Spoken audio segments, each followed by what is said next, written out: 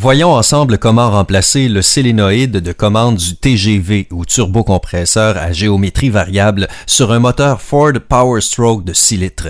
C'est ce solénoïde de commande qui actionne le turbocompresseur à géométrie variable. Cette pièce peut subir différents types de défaillances. Par exemple, il peut s'agir d'un bris électronique ou encore un bris causé par des passages d'huile obstrués. On va donc le remplacer. Le nouveau solénoïde comprend un support neuf et un boulon de retenue neuf, et tandis qu'on y est, mieux vaut s'assurer qu'il n'y a pas de contamination par l'huile ni d'autres types de problèmes. Tout d'abord, vous remarquerez que j'ai déjà enlevé le tube refroidisseur d'air de suralimentation. Ce n'est pas vraiment nécessaire, mais ça facilite le travail car on voit beaucoup mieux ce qu'on fait. C'est pourquoi je préfère l'enlever. Maintenant, on enlève la bride ici. On débranche le câble et on met ça de côté. En fait, il n'y a qu'un boulon qui tient ce support en place. Je prends donc une douille à 12 pans à prise 5/16e que j'insère dans une rallonge pour desserrer ce boulon. Il faut enlever le support et le boulon ensemble. Comme je l'ai dit plus tôt, l'ensemble comprend un boulon neuf et un support neuf. Mais il faut faire très attention de ne pas échapper ça dans le moteur ou près du turbocompresseur ici. Donc, on enlève tout ça soigneusement et on le met de côté. Bon, maintenant je place un chiffon ici juste au cas où de l'huile s'écoulerait au moment de retirer le solénoïde. Ensuite, on saisit le solénoïde ici, on le dégage en faisant un mouvement de va-et-vient, puis on le retire délicatement toujours dans un mouvement de va-et-vient.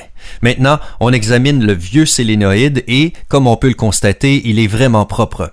L'huile de ce camion est vraiment bien entretenue et on voit qu'il y a peu de contamination.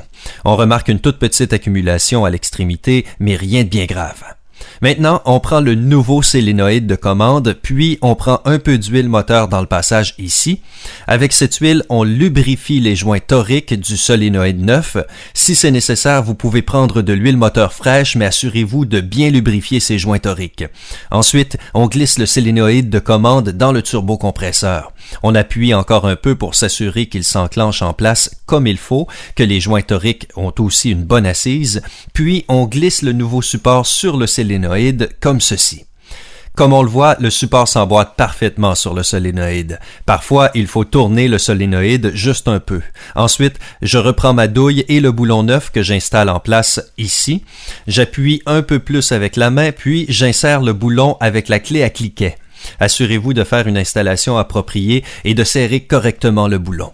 Ensuite, on rebranche le connecteur électrique et le remplacement du solénoïde de commande du TGV est maintenant terminé. C'est simple comme bonjour, aucune reprogrammation n'est nécessaire. Si des codes d'anomalie avaient été établis par le solénoïde défectueux, il est conseillé de les supprimer. Mais sur ce camion, tout ce qu'il reste à faire est de réinstaller le tube refroidisseur d'air et il est prêt à prendre la route.